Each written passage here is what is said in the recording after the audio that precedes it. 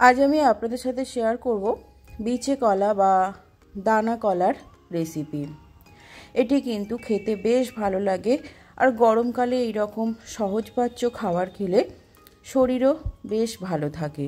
তো চলুন আজকের রেসিপিটা শেষ পর্যন্ত দেখার জন্য অনুরোধ রইল।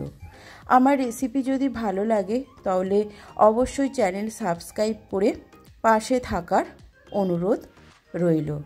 চলুন রেসিপিটা দেখে নেওয়া যাক। নমস্কার বন্ধুরা, রুনুর নিরামিষ রান্নাঘরে আরও একটি নতুন পর্বে সবাইকে আবারও একবার আমন্ত্রণ জানাই। এখানে আমি 1 টিস্পুন সর্ষে, 1 ইঞ্চি আদা আর 3টে কাঁচা লঙ্কা এটা আমি পেস্ট করে রাখবো। রেসিপিটা বানানোর জন্য উনুনে কড়া চাপিয়ে দিয়েছি, তাতে দিয়ে দিয়েছি 1 টেবিল স্পুন পরিমাণ সাদা তেল। তেলটা গরম হলে তাতে দিয়ে দেবো 1/2 টিস্পুন 5 ফোড়ন আর একটা শুকনো লঙ্কা। ফোড়ন থেকে একটা সুন্দর ভাজা গন্ধ বেরোলে কেটে রাখা কলা আর আলুটা দিয়ে দেবো। কলা আর আলুটাকে আমি এরকম লম্বা লম্বা শেপ করে কেটে নিয়েছি। কলা আলু কেটে কিন্তু জলে ডুবিয়ে রাখতে হবে, না হলে কলাতে একটা কষ পড়ে যাবে। জলে ডুবিয়ে রেখেছিলাম, সেখান থেকেই আমি কলা আর আলুগুলো কড়াতে দিয়ে দিলাম। এবার এর মধ্যে দিয়ে দেবো পরিমাণ মতো লবণ আর হলুদ।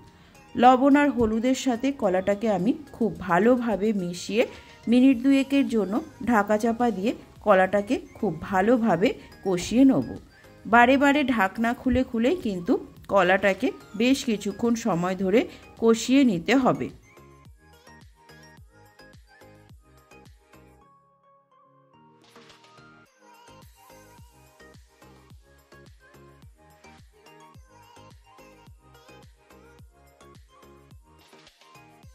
নুন হলুদের সাথে সবজিটা খুব ভালোভাবে মিশিয়ে নিয়েছি। এবার আমি এটাকে ঢেকে দেবো।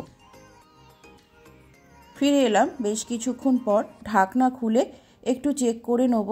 দেখুন কলা আর আলুটা কিন্তু আমার এখনও বেশ কিছুটা সময় কষিয়ে নিতে হবে। সবজি থেকে জল ছেড়েছে। আবারও আমি সব কিছুকে নাড়িয়ে আবারও এটাকে ঢেকে দেবো। এইভাবে বারে বারে ঢাকা দিয়ে দিয়ে কষাতে কষাতেই কিন্তু অনেকটা সেদ্ধ হয়ে যাবে। দেখুন কলাটা কিন্তু আমার অনেকটাই সেদ্ধ হয়ে গেছে। আমি এর মধ্যে কোনো জল দিইনি, এই সবজির জলেই কিন্তু কলাটা আমার মোটামুটি অনেকটাই সেদ্ধ হয়ে গেছে। এবার আমি এর মধ্যে দিয়ে দেবো আগে থেকে যে মশলাটা বেটে রেখেছিলাম সেটা দিয়ে দেবো, মানে সর্ষে, আদা আর কাঁচা লঙ্কা দিয়ে দিলাম। এর সাথেই দিয়ে দেবো 1/2 টিস্পুন মতো জিরের গুঁড়ো। আপনারা যদি গোটা জিরে ব্যবহার করেন তাহলে এই সর্ষের সাথেই জিরেটাকে একসাথে বেটে নেবেন। সব কিছুকে খুব ভালোভাবে আমি মিনিট 2 একটু কষিয়ে নেব।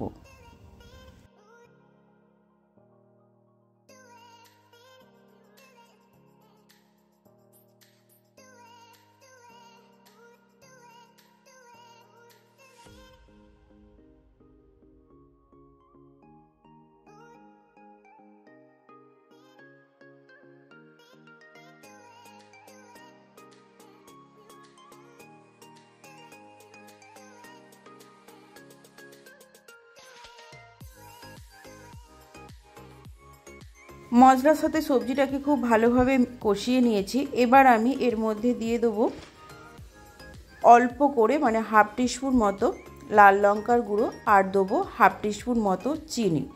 এই তরকারিটা খুব বেশি ঝাল হলে ভালো লাগে না।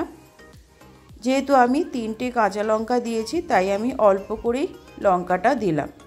তার মধ্যে দিয়ে দিলাম পরিমাণ মতো জল। যেহেতু আলুটা সেদ্ধ হবে তাই জল দিলাম। আমি এখানে 1/2 গ্লাস পরিমাণ জল দিলাম। সব কিছুকে খুব ভালোভাবে মিশিয়ে এবার আমি ঢাকা চাপা দিয়ে আলুটাকে সেদ্ধ হওয়া পর্যন্ত অপেক্ষা করব।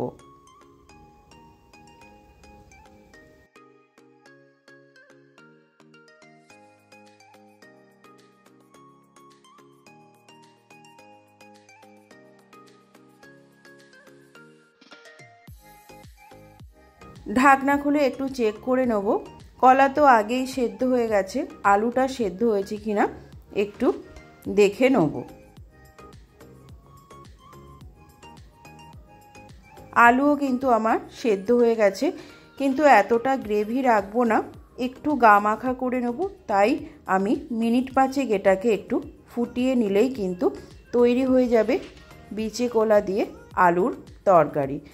এটা ভাতের সাথে গরম গরম খেতে বেশ ভালো লাগে। গরমের দিনে এই রকম খাওয়া কিন্তু স্বাস্থ্যের পক্ষে ভীষণ ভালো। বাড়িতে একবার হলেও এই রেসিপি বানিয়ে দেখবেন, আর কেমন লাগলো সেটা কিন্তু কমেন্ট করে জানাতে একদমই ভুলবেন না। আমার রেসিপি যদি ভালো লাগে তাহলে আমার সাথে থাকার জন্য অনুরোধ রইল। যারা নিরামিষভোজী, নিরামিষ খেতে পছন্দ করেন, পেঁয়াজ রসুন ছাড়া রান্নাবান্না দেখতে চান, তারা অবশ্যই আমার চ্যানেলকে সাবস্ক্রাইব করে রাখুন। নিত্য নতুন নিরামিষ রেসিপি নিয়ে আমি হাজির হই। চলুন, তরকারিটা কিন্তু আমার হয়ে গেছে। এবার আমি নামিয়ে গরম গরম পরিবেশন করছি। তৈরি হয়ে গেল আজকের রেসিপি বিচে কলা আলুর তরকারি।